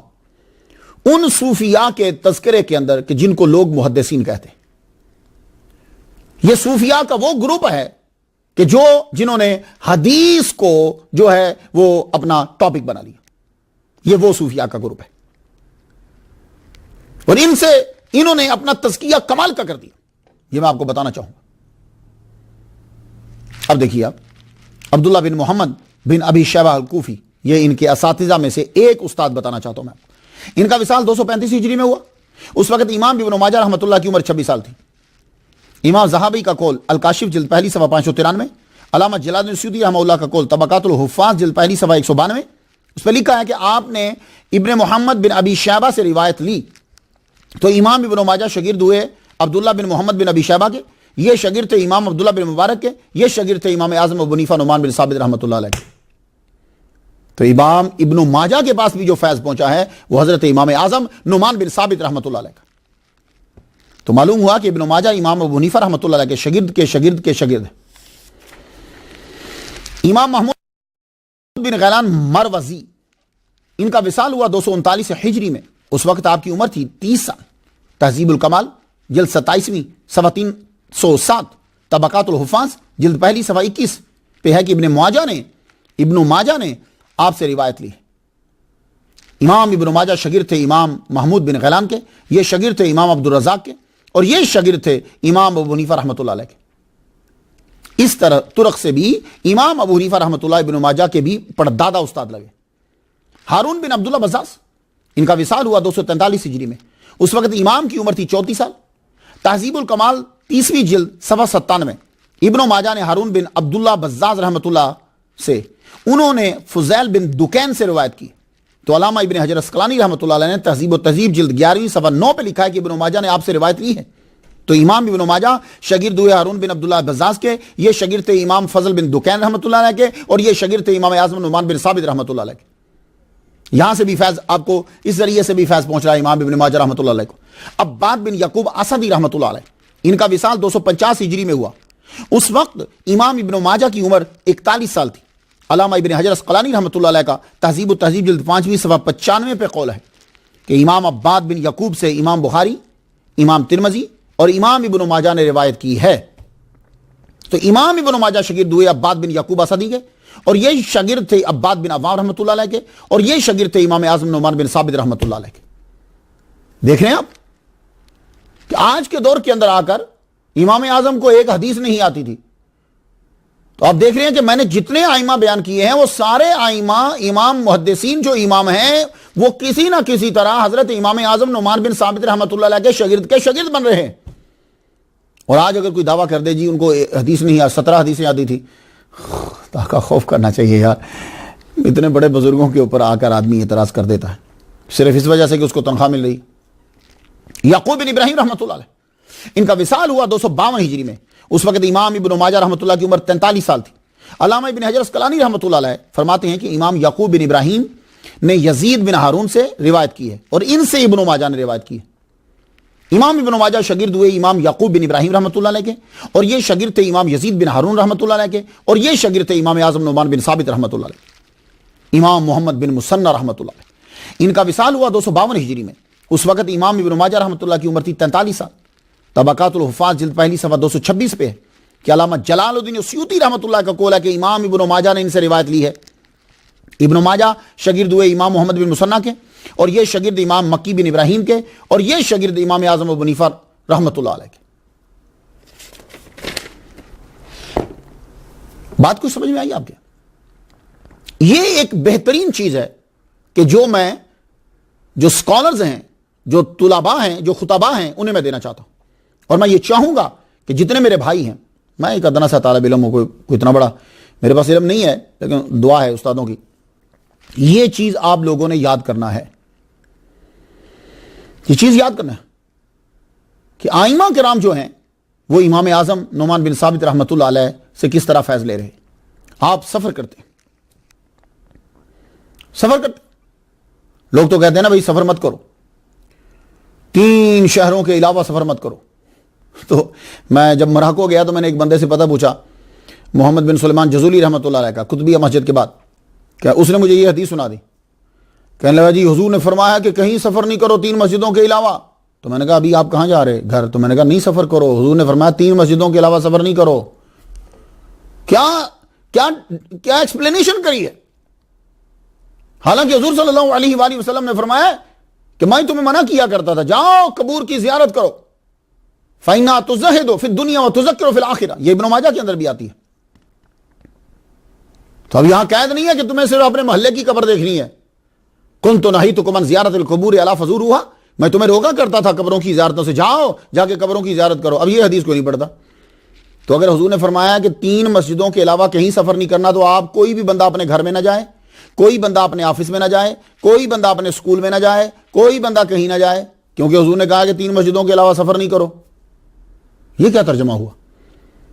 یہ اس حدیث کو صرف قبر پہ فٹ کرنا ہے، مزار پہ فٹ کرنا ہے، تو پھر تو ہر جگہ فٹ ہوگی نا یہ حدیث. کیونکہ صرف قبر کا استثناء اگر آپ کر رہے ہو تو باقی کہاں سے نکال دیے؟ سارے اس کے اندر آئیں گے، کیونکہ اللہ کے بعد تو 3 مسجدیں ہیں. اب یہ دیکھیے کہ آئمہ آپ سفر کر رہے ہیں برکت کے لیے، اور برکت کی ایک شکل علم ہے، رحمت کے لیے، اور رحمت کی ایک شکل علم ہے، فیض کے لیے، اور فیض کا ایک منبع صوفی اور ولی کامل ہے. آپ رے میں گئے تو رے ماضی میں بڑا ہوتا تھا، تہران چھوٹا ہوتا تھا، چھوٹا سا گاؤں تھا، اور اب تہران بڑا ہو گیا ہے، رے چھوٹا ہو گیا ہے. یہاں آپ نے محمد بن حمید سے علم سیکھا رحمۃ اللہ علیہ سے، علم حدیث سیکھا۔ آپ نیشا پور گئے، وہاں آپ نے محمد بن یحییٰ زحلی رحمۃ اللہ علیہ سے علم حدیث سیکھا۔ پھر آپ مرو گئے، اس وقت خراسان کا مشہور شہر تھا اور آج کل ترکمانستان میں ہے یہ، یہاں آپ نے امام اسحاق ابن منصور الکوسج رحمۃ اللہ علیہ سے پڑھا، اور یہ امام اسحاق بن راہوے اور امام احمد کے شاگرد ہیں، ان سے علم حاصل کیا۔ کوفہ میں کے امام ابن ماجہ کوفہ میں گئے، کوفہ تو مرکز تھا، اس کو مرکز بنایا مولا علی شیر خدا رضی اللہ تعالیٰ عنہ نے، عبداللہ ابن مسعود رضی اللہ تعالیٰ عنہ کا فیض، امام اعظم نعمان بن ثابت نے اس کی بنیادوں کو مضبوط کیا۔ کوفہ میں ہر امام کوفہ میں گیا ہے، ہر محدث جو ہے اس کو کوفہ سے گزرنا پڑا یا کوفی استاد سے پڑھا۔ آپ بھی کوفہ گئے، عراق کے تمام علمی مراکز میں گئے، خاص طور پر کوفہ، وہاں آپ نے مشہور ایروڈائٹ ابو بکر ابن ابی شیبہ سے علم حاصل کیا۔ ان کی سب سے زیادہ روایات ہیں آپ کی کتب کے اندر، سب سے زیادہ روایات ابو قریب سے حدیث سیکھی، اسماعیل بن موسیٰ سے سیکھی، پھر بصرہ میں بھی گیا، وہاں بشار بندار سے علم الحدیث لیا، ان سے تقریباً ائمہ کرام نے حدیث کا جو ہے وہ سبق لیا۔ محمد بن مثنى ابو موسیٰ الزامن سے علم سیکھا، اللہ اکبر جل شانہ۔ پھر آپ واسط شہر میں بھی گئے، یہ کوفہ اور بصرہ کے بیچ میں ہے، یہاں محمد بن سنان واسطی سے علم الحدیث جو ہے وہ آپ نے سیکھا۔ شام میں آپ گئے، سیریا میں، آج کل تو سیریا کا عجیب سا حال ہے، خدا تعالیٰ رحمت نازل فرمائے۔ شام بھی گئے، دمشق میں گئے، ہشام ابن عمار سے حدیث کا علم لیا آپ نے دمشق کے اندر، عباس ابن الولید الخلال سے حدیث کا علم لیا آپ نے، حمص میں، یہ بھی شہر کا نام ہے، آپ نے محمد بن المصطفیٰ اور ہشام بن عبد الملک سے احادیثیں لی آپ نے۔ وہاں ترسوس میں گئے، وہاں آپ نے زہیر بن محمد بن کمیر سے علم جو ہے وہ حاصل کیا آپ نے۔ پھر آپ مدینہ گئے، وہاں آپ نے احمد بن اسماعیل بن محمد بن نبیہ یا نوبیہ، دونوں پروننسیشن ہے، نوبیہ جو ہے، نوبیہ، وہاں ان سے جو ہے آپ نے علم سیکھا۔ امام مالک کے شاگرد امام مصعب بن زہری سے آپ نے علم سیکھا۔ پھر آپ مکہ گئے، وہاں آپ نے ابراہیم بن محمد بن عباس شافعی رحمۃ اللہ علیہ سے علم سیکھا، اور زبیر ابن بکار قاضی مکہ سے آپ نے علم سیکھا۔ اللہ اکبر، مصر کی طرف پھر آپ بڑھے، یہاں آپ نے ربی بن سلیمان المرادی جو امام شافعی رحمۃ اللہ علیہ کے شاگرد تھے، ان سے علم سیکھا۔ یونس بن عبد العالی، حرملہ بن یحییٰ، ابو طاہرہ بن سرح وغیرہ سے آپ نے جو ہے وہ علم سیکھا۔ آپ نے تقریباً تمام اسلامی علاقے پھر لیے، اور مشہور علماء سے آپ نے حدیثوں کو یکجا کیا۔ پھر آپ واپس اپنے شہر قزوین میں واپس پلٹ آئے، آپ نے پڑھانا شروع کر دیا۔ جہاں کبھی آپ کے استاد کا حلقہ لگتا تھا، اس جگہ پہ پھر آپ کو سیٹ ملی، آپ بیٹھے۔ اب پڑھانے کا طریقہ جو ہے وہ کیا ہوتا تھا؟ ہر ایک کے پڑھانے کا طریقہ جدا ہے، اور ہر دور میں طریقہ جدا رہا۔ ایک استاد، صرف شاگرد، ایک استاد اور مجمع اور شاگرد، ایک استاد، شاگرد اور مجمع اور سننے والے اور عام آدمی، سب یہ کلاسز کے طریقے ہوتے تھے۔ تو جو وقت آگے بڑھتا گیا، لوگ بزی ہوتے گئے، تو پھر ایک استاد، کافی سارے شاگرد، ایک ہی کلاس، تو پھر آہستہ آہستہ ہو گیا، کلاسیفائی کر دیا گیا، یہ پہلا سال، یہ دوسرا سال، یہ تیسرا سال، یہ چوتھا سال۔ پہلے ایسا بھی نہیں ہوتا تھا، جس کا جو دل کرتا تھا، اگر پچھلی کتاب پڑھی ہے تو آگے بیٹھ جائے، اس کے اندر بیٹھ جائے، اگر اس کے پاس نالج پچھلا ہے تو اگلی کتاب میں بیٹھ جائے۔ اب امام ابن ماجہ رحمۃ اللہ علیہ جب آپ حدیث کا سکھانا شروع کیا تو کیا طریقہ کار تھا؟ آپ بیٹھتے اوپر، آپ کی رائٹ سائڈ کے اوپر شاگرد بیٹھتا، وہ ایک ہوتے یا دو، ایک لکھتا جاتا، آپ حدیث کو بیان کرتے، یا شاگرد شروع کرتا، آپ حدیث کو بیان کرتے۔ اب شاگرد کا کام دو ہوتے، ایک تو وہ حدیث کو لکھتا جاتا، دوسرا وہ اس حدیث کی تشریح کرتا۔ اگر اس سے تشریح نہیں ہوتی تو امام ابن ماجہ رحمۃ اللہ علیہ خود اس حدیث کی تشریح فرماتے۔ امام ابن ماجہ رحمۃ اللہ علیہ بہت شوق تھا آپ کو، ساری رات آپ پڑھتے رہتے تھے اور حدیث مبارکہ کو یاد کرتے تھے، آپ لکھتے بھی تھے اور یاد بھی کرتے تھے۔ اللہ تعالیٰ نے آپ کو کمال کا حافظہ جو ہے وہ عطا فرمایا تھا، اللہ اکبر جل شانہ۔ بہت سی کتابیں جو ہیں وہ آپ نے تحریر فرمائی، لیکن شہرت سنن ابن ماجہ کو ہوئی۔ آپ نے یہ کتاب تحریر کی، تحریر کرتے ہوئے آپ نے ان شرائط کو بھی اپنایا جو شرائط جو ہیں وہ بڑے ائمہ نے اپنائی تھی۔ امام بخاری نے صرف 4000 حدیثیں لکھی، 96,000 چھوڑ گئے. یہ 4,000 مقرر کی بات کر رہا ہوں. امام مسلم نے بھی 4,000 لکھی, 96,000 یہ بھی چھوڑ گئے. امام ابو داؤد نے 4,800 لکھی, یہ بھی 95,200 چھوڑ گئے. تو امام ابن ماجہ رحمۃ اللہ علیہ نے ان احادیث مبارکہ کو بھی لکھا جن کو یہ چھوڑ گئے تھے. آج کے دور کے اندر لوگ یہ سمجھتے ہیں کہ احادیث مبارکہ صرف وہی ہیں جو بخاری میں ہے. امام بخاری رحمۃ اللہ نے صرف 4,000 لکھی ہیں, 96,000 وہ چھوڑ گئے ہیں. امام مسلم نے بھی 4,000 لکھی ہیں, 96,000 وہ بھی چھوڑ گئے ہیں. امام ابو داؤد رحمۃ اللہ علیہ نے بھی 4,800 لکھی ہیں, 95,000 وہ بھی چھوڑ گئے ہیں, 95,200. تو وہ باقی 96,000 کدھر ہیں؟ وہ تو تلاش کر رہے ہیں نا لوگ, وہ کہاں ہیں؟ تو اب کیا ہوتا ہے کہ جو ہی وقت آگے گزرا, اگر کسی ایک آدمی نے ایک زاویے سے کہہ دیا کہ یہ آدمی ضعیف ہے, تو لوگوں نے اس حدیث مبارکہ کو ہی ٹوٹل چھوڑ دیا. تو امام ابن ماجہ رحمۃ اللہ علیہ نے آپ نے کتاب لکھتے ہوئے امام بخاری اور مسلم کے طریقے کو بھی اختیار کیا, ان کی صفات و خوبیوں کو اختیار کیا, اور کہا یہ چاہتا ہے کہ یہ اکثر کتاب کے اندر لکھ دیا جاتا ہے, یہ آپ نے مقررہ حدیث نہیں بیان کی. ایسا نہیں ہے, مقررہ حدیثیں آ جاتی ہیں. امام ابن ماجہ نے بھی بیان کی ہے مقررہ حدیث, ایک حدیث کو بار بار ذکر کیا ہے. وہ کس طرح؟ ایک مثال دیتا ہوں آپ کو. وہ جو اگر آپ کتاب پڑھیں ابن ماجہ میں التسبیح للرجال والتصفیق للنساء, 3 مرتبہ بیان کی آپ نے یہ حدیث. تو یہ کہہ سکتے ہیں آکے کہ امام ابن ماجہ جب حدیث لکھنے لگے تو آپ نے مقرر کو ذرا کم کیا ہے, تکرار کو ذرا کم کر دیا ہے, ایسا آپ کہہ سکتے ہیں. ایک چیز ہے جو امام ابن ماجہ رحمۃ اللہ علیہ کتاب لکھتے ہوئے بڑا بیان کرتے ہیں, جو ایک خاص چیز ہوتی ہے, وہ کیا ہے؟ آپ بتاتے ہیں کہ یہ راوی کس شہر سے تعلق رکھتا ہے. میں ایک مثال دے دوں. آپ ایک حدیث بیان کرتے ہیں, وہ کل مسکر حرام, ہر نشہ آور چیز جو ہے, ایوری انٹاکسیکینٹ از اے فوربیڈن. لیکن امپورٹنٹ چیز کیا ہے, خاصا آپ کا کیا ہے, وہ یہ ہے کہ آپ ساتھ فرما دیتے ہیں دس از حدیث نوریٹڈ بائی ایجپشنز. یہ حدیث جو ہے یہ ایجپشن نے بیان کی ہے, اس کے نوریٹر جو ہیں وہ مصر کے ہیں. یہ چیز ہے. اس کتاب کے اندر کتنی حدیثیں مبارکہ ہیں؟ ادارہ ضیاء المصنفین بھیرا شریف کے چھاپے ہوئے نسخے کے مطابق 4,331 حدیثیں. محمد فواد الباقی کے ایڈیشن میں 4,341 لکھی ہوئی. آپ نے یہ کتاب لکھنے کے بعد, جب آپ نے یہ کتاب لکھ لی تو اس کے بعد آپ نے یہ کتاب دکھائی ابو زرعہ رازی رحمۃ اللہ علیہ کو دکھائی. انہوں نے پڑھنے کے بعد فرمایا یہ کتاب لوگوں کے ہاتھ لگ گئی تو دوسروں سے بے نیاز کر دے گی. یعنی اس کے اندر اتنا کچھ لکھ دیا گیا ہے کہ اب زیادہ ضرورت نہیں رہے گی اس آدمی کو. اللہ اکبر جل شانہ. اس کا ایک پرانا نسخہ ملا مصر میں, اس پہ لکھا ہوا کہ سنن المصطفیٰ. تو سنن ابن ماجہ کا نام سنن المصطفیٰ بھی ہے, مگر آپ کی کتاب کا نام سنن لابن ماجہ ہی ہے, کیونکہ قدیم ترین نسخہ ملا ہے جو 601 ہجری کا ہے, اس پہ یہی نام تحریر ہے. تو آپ کی کتاب کا خاصہ یہ ہے کہ جن مضامین کو حدیث کے ذریعے تفصیل سے دوسری کتابوں میں بیان کیا گیا ہے, آپ نے مختصراً بیان کر دیا, جامع مگر مختصر.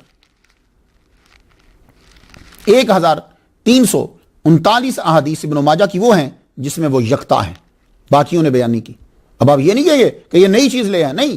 وہ جو 96,000 امام بخاری نے چھوڑ دی ہیں, 96,000 جو امام مسلم نے چھوڑ دی ہیں, 95,200 امام ابو داؤد نے چھوڑ دی ہیں, یہ انہی حدیثوں میں سے لا رہے ہیں.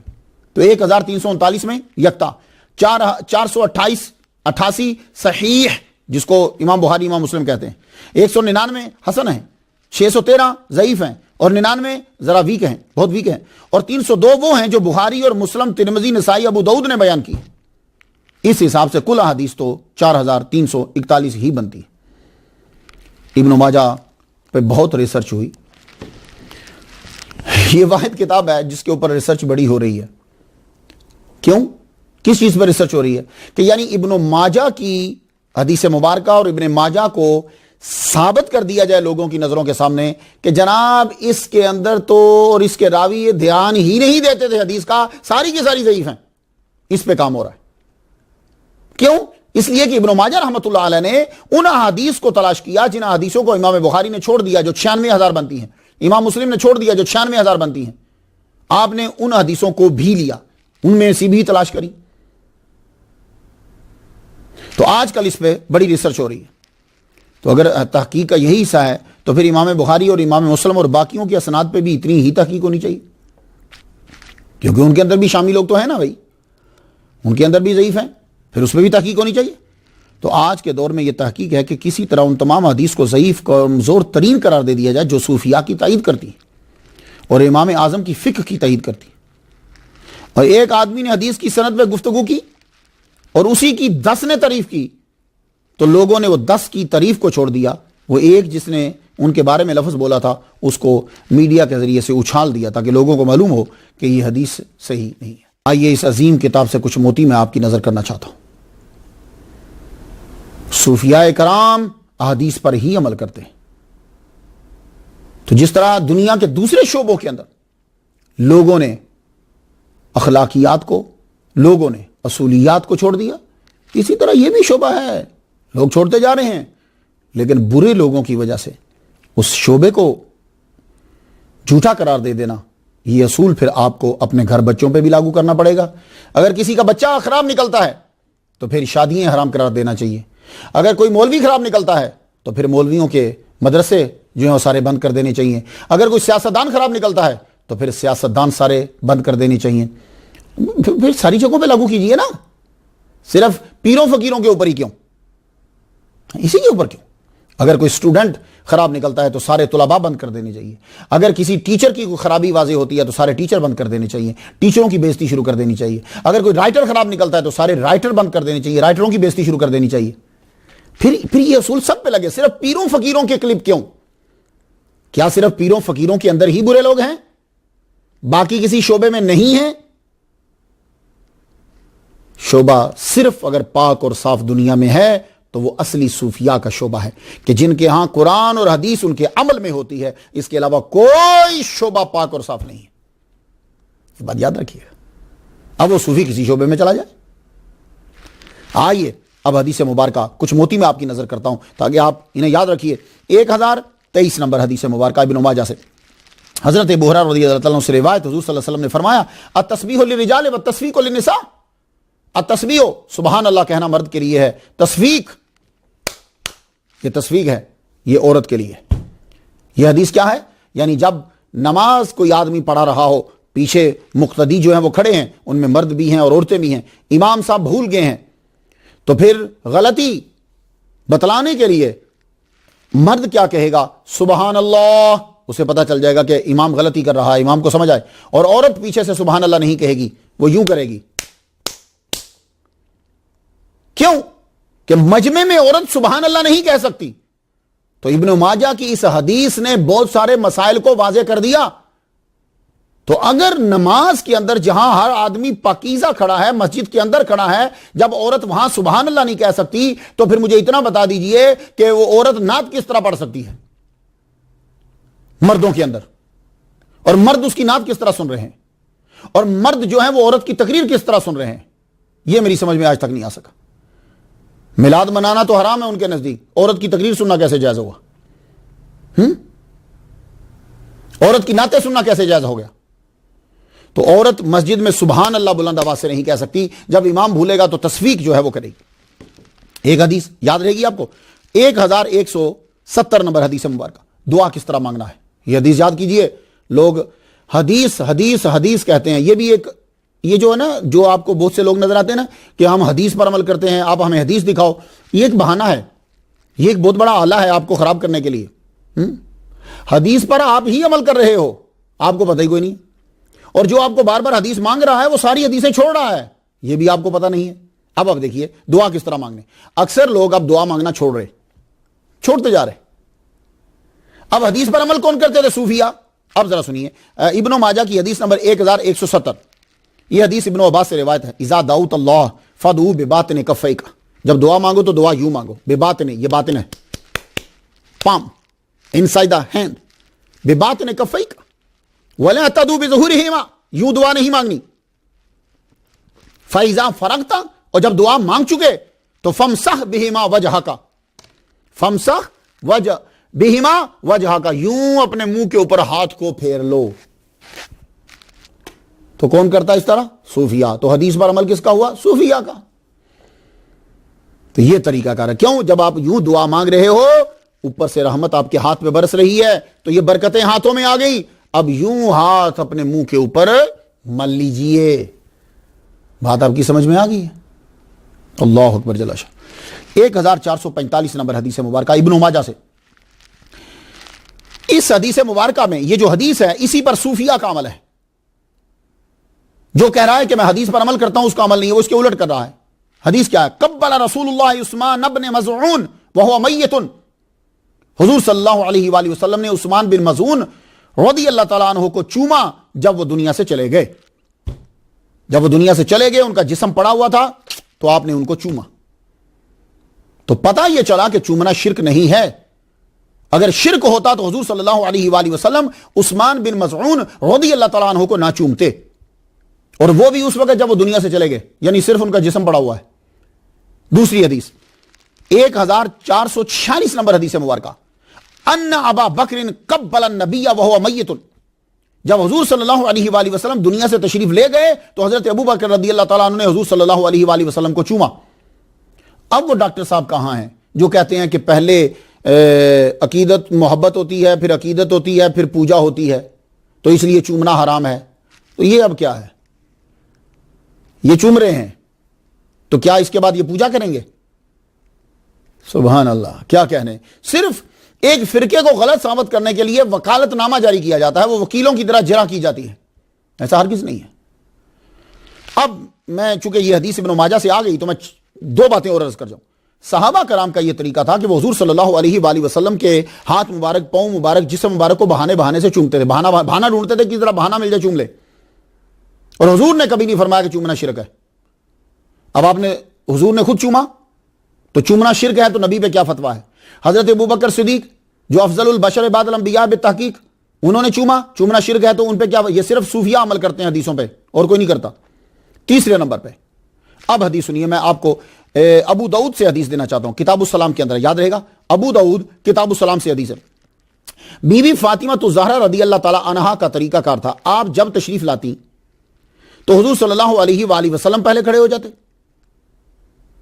آپ کے ہاتھ کو بوسہ دیتے, اور جب حضور صلی اللہ علیہ وآلہ وسلم ان کے گھر جاتے آپ کھڑی ہو جاتی اور آپ حضور کے ہاتھوں کو بوسہ دیتی. اب اگر کسی کے ہاتھ چومنا شرک ہے تو پھر بی بی فاطمہ تو زہرا رضی اللہ تعالی عنہا پر کیا فتویٰ لگے گا؟ یہ ابو داؤد کتاب السلام کے اندر ہے, میں حدیث پڑھا ہوں. تو پتہ یہ چلا کہ بڑے کی جو عزت و تعظیم ہے وہ شرک میں نہیں آتی. تو اب اگر کوئی بی بی فاطمہ تو زہرا رضی اللہ تعالی عنہا کی سنت پر عمل کرتے ہوئے اپنے پیر کا, اپنے ابا کا, استاد کا ہاتھ چومتا ہے تو مشرک کیسے ہوا؟ تو اس سے اندازہ لگا لیجئے کہ حدیث پر عمل کون کر رہا ہے؟ صوفیہ. تو ہوتا ہی ہے کہ آپ لوگوں کو چونکہ نالج نہیں ہے, اس لیے ایک آدمی ایک چیز کو دبا کے پھیلا دیتا ہے. کہہ دو کہ ہاتھ چومنا شرک ہے, کہہ دو ہاتھ چومنا شرک ہے, کہہ دو ہاتھ چومنا شرک ہے, کہہ دو. اگلے آدمی نے کون سی جا کے ابو داؤد کتاب السلام سے حدیث پڑھنا ہے؟ کون جا کے تحقیق کرے گا؟ میری بات آپ کی سمجھ میں آ گئی نا. تو یہ تو صوفیہ کرام اپنے پیر کا جو ہاتھ چومتے تھے وہ یہ سنت ہے. آپ کہیں گے جی وہ تو بیٹی تھی, تو اچھا تو بیٹی کے لیے اسلام نہیں ہے؟ بیٹی کے لیے اسلام نہیں ہے؟ بیٹی شرک کر سکتی ہے؟ وہ خدا کا خوف کرو. چلیے یہ بھی مان لیتے ہیں جی وہ بیٹی تھی, آگے چلیے. دوسری حدیث مبارکہ پھر ابو داؤد شریف کتاب السلام سے, حضرت ابو زارع جو عبد القیس کے وفد میں تھے, فرماتے ہیں کہ جب ہم مدینہ منورہ میں حاضر ہوئے تو تیزی سے اپنی سواریوں سے اترے اور حضور صلی اللہ علیہ وآلہ وسلم کے ہاتھ بھی چومے اور پاؤں بھی چومے. اللہ اکبر جل شانہ. سید شاہ تراب الحق صاحب مدث اللہ علی, میں ابھی کراچی گیا ہوا تھا, میں ان کو مل کر آیا ہوں. ان کے ساتھ میں نے عصر کی نماز ادا کی, وہ جو مسجد حبیب ہے, میں ان کے لیفٹ سائڈ پہ میں بیٹھا. پھر انہوں نے مجھ پر نوازش کی بندہ نسجیز پہ, مجھے گھر بلایا, 30 منٹ تک ٹائم دیا. میں بیٹھا, میں نے ان کے ہاتھ چومے, میں ان کے پہلے ہی میں نے ان کے پاؤں چوم لیے. میں نے سید زادے ہیں, غوث پاک کی اولاد میں سے ہیں, آل رسول ہیں, تو سید زادے کی توہین کر کے کوئی انسان خوش نہیں رہ سکتا, اور غوث پاک کے بچے کی توہین کر کے کوئی خوش رہے گا؟ ایسا کبھی نہیں ہوگا. تو 30 منٹ مجھے ٹائم دیا, میں بیٹھا ان کے پاس, میں نے ان کے پاؤں بھی چومے. یہ ہے حدیث. یہ صحابہ کرام نے حضور کے پاؤں چومے اور حضور نے منع نہیں کیا. سید شاہ تراب الحق مدث اللہ علی, ان کے میں نے پاؤں چومے. یہ سنت صحابہ کی, وہ اولاد ہیں محمد مصطفیٰ صلی اللہ علیہ وآلہ وسلم کی. کوئی بہت بڑا علامہ ہو جائے, بہت بڑا کتب ہو جائے, اعلیٰ حضرت عظیم البرکت شاہ رضا بریلوی رحمۃ اللہ مجدد تھے نا بھائی, لیکن سید کی عزت کرتے تھے. کیوں؟ اس لیے کہ وہ مجدد تو ہیں, پر جو سید ہے اس کی ایک نسبت ہے محمد مصطفیٰ صلی اللہ علیہ وآلہ وسلم سے, تو وہ مجدد ہو کر سید کی عزت کر رہے ہیں. تو پتہ چلا کہ مجدد وہ ہوگا کہ جو سید کی تعظیم کرے گا، سید کی عزت کرے گا، یہ بات یاد رکھیے گا، یہ بھی مجدد کی نشان، مجدد آل رسول کی عزت ضرور کرے گا۔ تو ہم لوگ اگر آل رسول کے خلاف اپنی کرامت کو واضح کرنے لگ جائیں، علمان الحفیظ، پھر انتظار کیجئے کہ عذاب کب نازل ہوتا ہے۔ تو وہ سید زادے سے میں ملا، ان کے پاؤں میں نے چومے، ہاتھ چومے، تو پھر مجھے جب میں آنے لگا تو مجھے کہنے لگے مختار شاہ تو ہی دعا کر۔ میں رو پڑا، میری آنکھوں میں آنسو آ گئے، پوری محفل جو ہے وہ رو پڑی۔ ابراہیم صاحب تھے وہاں، جامعہ فروقیہ کے کافی بندے میرے ساتھ گئے تھے کہ وہاں جامعہ فروقیہ میں نے جمعہ پڑھایا۔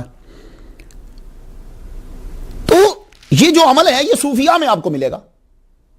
تو جو بھی آپ کو کہے کہ ہاتھ چومنا شرک ہے، پاؤں چومنا حرام ہے، تو اسی وقت آپ نے یہ حدیث مبارکہ جو ہے وہ لے کر آنی، ایک بی بی فاطمہ الزہرا رضی اللہ تعالیٰ عنہا کی، پھر ابو داؤد شریف کتاب السلام کے اندر صحابہ کرام کی۔ تو صحابہ کرام جو ہیں وہ بہانہ بہانے سے حضور صلی اللہ علیہ وآلہ وسلم کے ہاتھ مبارک کو، پاؤں مبارک کو چوما کرتے تھے، جسم مبارک کو وسیلہ بنانا۔ امام ابن ماجہ رحمۃ اللہ علیہ نے پھر حدیث لکھی، 1374 نمبر حدیث ہے۔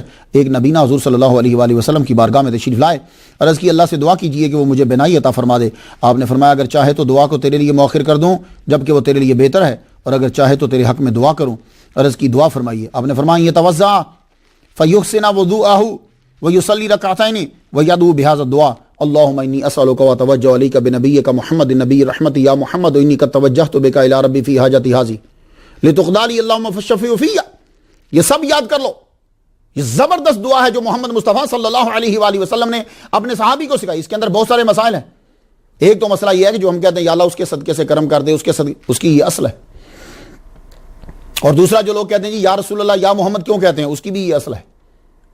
تو ابن ماجہ رحمۃ اللہ علیہ نے یہ حدیث لکھی، اور حضور صلی اللہ علیہ وسلم سے فرمایا کہ جاؤ جا کر اچھا سا وضو کرو، وضو کرنے کے بعد 2 نفل پڑھو، 2 نفل پڑھنے کے بعد یہ دعا مانگو کہ اللہ اللہم انی اسألک واتوجہ الیک بنبیک محمد، تیرے نبی محمد مصطفیٰ صلی اللہ علیہ وسلم کے وسیلے سے میں تیرے سے سوال کرتا ہوں، متوجہ ہوتا ہوں اے پروردگار اعلیٰ، میری دعا جو ہے وہ قبول فرما، میری یہ حاجت جو ہے وہ پوری فرما دے، لتقضی لی اللہم فاشفع فی۔ اللہ اکبر جل شان۔ یہ جب آئے گا فی حاجتی ھذی، یہاں آپ نے اپنی حاجت کو بیان کرنا ہے۔ تو انہوں نے جب دعا مانگی، یوں ہاتھ پھیرا، اللہ تعالیٰ نے ان کو بینائی عطا فرمائی۔ اب لوگ اس کے اوپر لگے ہوئے ہیں کہ ہم کسی نہ کسی طرح اس حدیث کو ضعیف قرار دے دیں، کیونکہ اگر وہ اس حدیث کو ضعیف قرار نہیں دیتے، کمزور یا جھوٹی قرار نہیں دیتے، تو پورا مسلک جو ہے وہ ختم ہو جائے گا۔ تو اب اس کے ضعیف ہونے میں لگے ہوئے۔ لیکن آپ سن لیجیے اب سب کے سب لوگ، یہ حدیث مبارکہ مختلف لفظ کے ساتھ ترمذی میں بھی ہے، کتاب الدعوات میں ہے، مسند امام احمد میں بھی ہے، التاریخ کبیر للبخاری صفحہ 209 پہ بھی ہے، الترغیب والترہیب جلد پہلی صفحہ 272 پہ بھی ہے، مجمع الزوائد جلد دوم صفحہ 279 پہ بھی ہے، موجم الکبیر جلد اول صفحہ 184 پہ بھی ہے، اور فتاوی ابن تیمیہ جلد پہلی صفحہ 274 پہ ہے کہ اس کی اسناد صحیح ہیں۔ اور وقال ابو اسحاق ھذا حدیث صحیح، حضرت ابو اسحاق نے فرمایا یہ حدیث بالکل صحیح ہے جو ابن ماجہ رحمۃ اللہ علیہ نے نقل کری ہے۔ بات آپ کی سمجھ میں آ گئی حضور؟ تو حدیثوں پر عمل جو کرتے ہیں وہ صوفیاء کرام کرتے ہیں۔ حدیث نمبر 1377، امام ابن ماجہ رحمۃ اللہ علیہ نے اس حدیث کو بیان کیا، اور یہ حدیث پر عمل جو ہے وہ صرف صوفیاء کرام کا ہے۔ جو حدیث کا دعویٰ کر رہا ہے وہ اس حدیث پر عمل ہی نہیں کر رہا۔ اب حدیث مبارکہ سن لیجئے، اذا کانت لیلۃ النصف من شعبان فقوموا لیلہا وصوموا نہارہا فإن اللہ ینزل فیہا لغروب الشمس الى سماء الدنیا فیقول الا من مستغفر لی فاغفر له الا مسترزق فارزقہ الا مبتلا فوافیہ الا قضا حتی یطلع الفجر۔ حضور صلی اللہ علیہ وآلہ وسلم کا فرمانے علی شان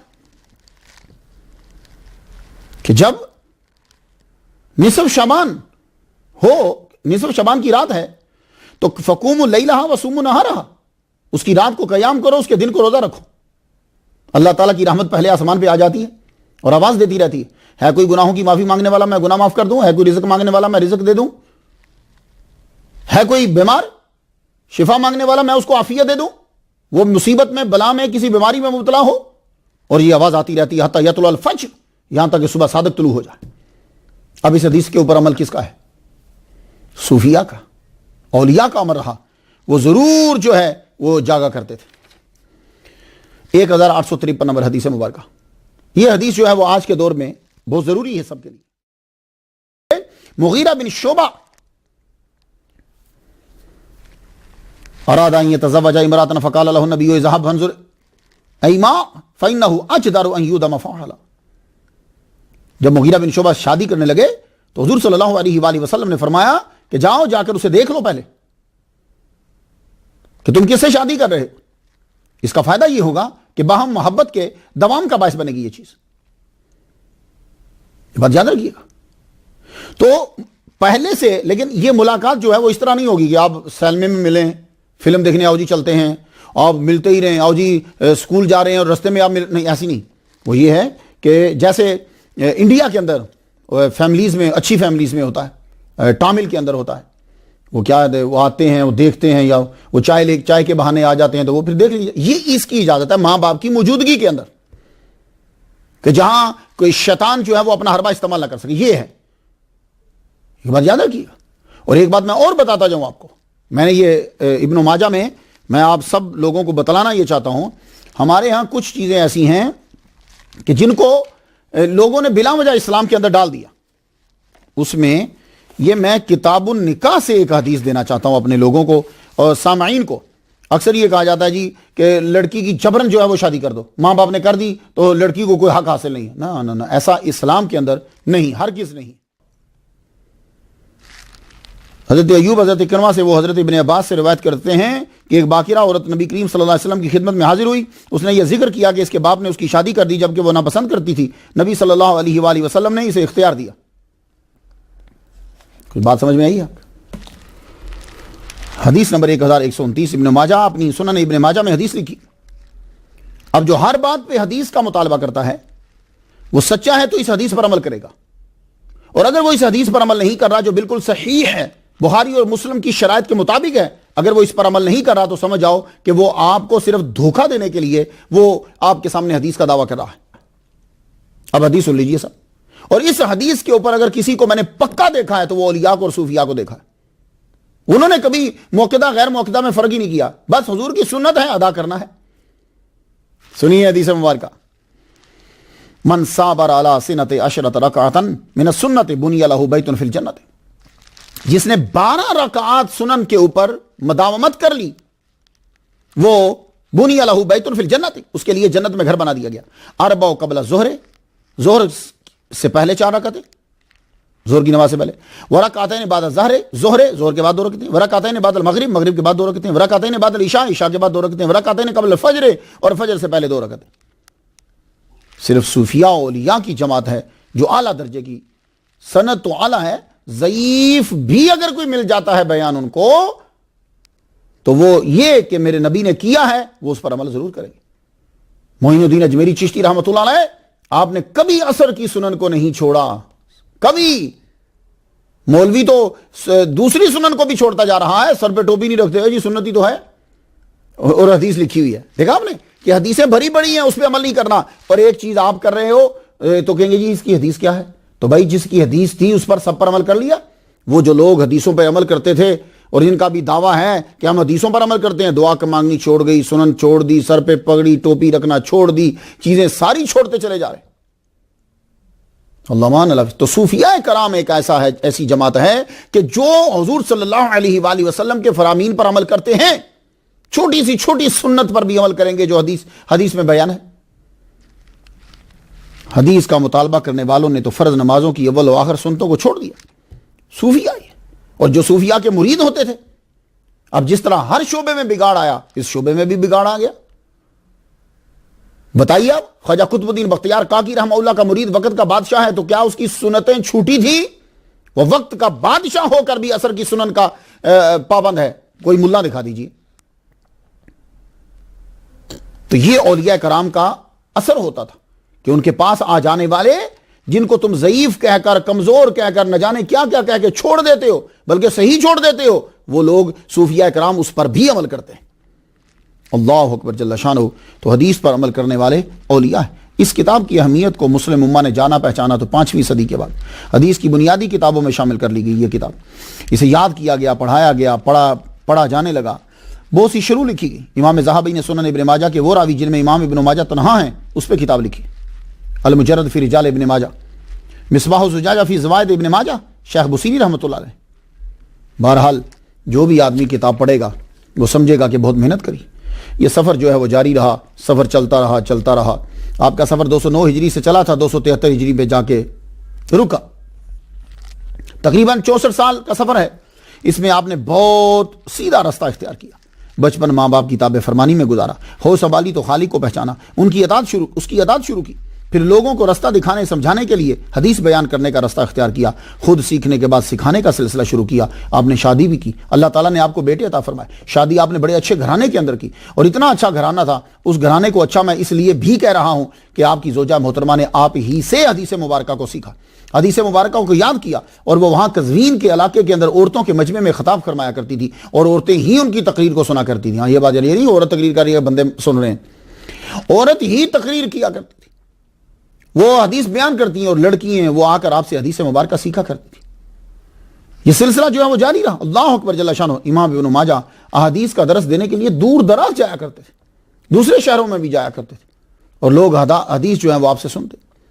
آپ حدیث آخری عمر میں کیا ہوا کہ آپ کا جو آخری سفر ہے وہ اس وقت بوڑھے ہو چکے تھے آپ, لیکن آپ دمشق کے اندر گئے حضور صلی اللہ علیہ وآلہ وسلم کے فرامین سنانے کے لیے, حدیث سنانے کے لیے. وہاں آپ نے لوگ آئے, حدیثیں بیان کی, لوگوں نے آپ سے سنی. اس کے بعد آپ دمشق سے پھر واپس قزوین آ گئے. اعلان ہوا امام ابن ماجہ تشریف لا رہے ہیں. آپ آئے, آخری عمر میں بھی احادیث سنانا ترک نہیں کیا آپ نے. تھوڑا لیکن سرکار صلی اللہ علیہ وآلہ وسلم کے بیان کرتے رہتے تھے. اور آپ کی عادت مبارکہ یہ تھی کہ چونکہ آپ کیسپین سی کے پاس ہی رہتے تھے, تو کنارے پہ کھڑے ہو کر, پانی کے پاس کھڑے ہو کر اللہ تعالیٰ کی حمد بیان کرتے. سمندر کی لہریں گواہ ہو جائیں, یہ پانی جہاں جہاں جائے گا یہ بھی گواہ ہو. تو اب اللہ کی حمد بیان, تعریف کرتے وہاں کھڑے. یہ آپ کا طریقہ کار تھا. اللہ اکبر جل شانہ. ماہ رمضان المبارک آ گیا, 273 ہجری آپ کا بلاوا آ گیا. 64 سال عمر تھی. تب مسلم حاکم المعتمد علی اللہ عباسی خلیفہ تھا. آپ کا جنازہ آپ کے بھائی ابو بکر نے پڑھایا, اور قبر میں آپ کو آپ کے بیٹے عبداللہ نے اتارا, اور آپ کو قزوین میں ہی دفنا دیا گیا. مجھے یہ تلاش کرنے کے لیے یہ کہتے جی آپ کو دفنا دیا گیا, آگے ڈیٹیل نہیں ہوتی تھی. میں نے پھر پروفیسر ہیں احمد علاء الدین, کیلیفورنیا, وہاں نیوی کو پڑھاتے ہیں, یہ لیکچر ان کا ہوتا ہے. انہوں نے پھر استخارہ کیا اور تحقیق کی, کتاب بھی مجھے دی. انہوں نے پھر ان کی قبر کا جو ہے وہ نقشہ کھینچ کر جو ہے وہ مجھے بھیجا, اور انہیں وہ قبر جو ہے وہ مل گئی. تو وہیں جو ہے قزوین کے اندر ہی آپ کی قبر انور ہے, قبرستان کے اندر. اور اس کے تھوڑی دور جا کے کالا پتھر ہے جو نشان ہے, کافی بڑا ہے. ان کے صدقے سے اللہ تعالیٰ وہاں بھی اور ہم پر بھی جو ہے وہ رحمت نازل فرمائے. میں تو ان کے لیے فاتحہ کافی عرصہ پڑھ رہا ہوں, آپ بھی فاتحہ پڑھ دیجیے گا. اجازت دیجیے. وآخر دعوانا الحمدللہ رب العالمین.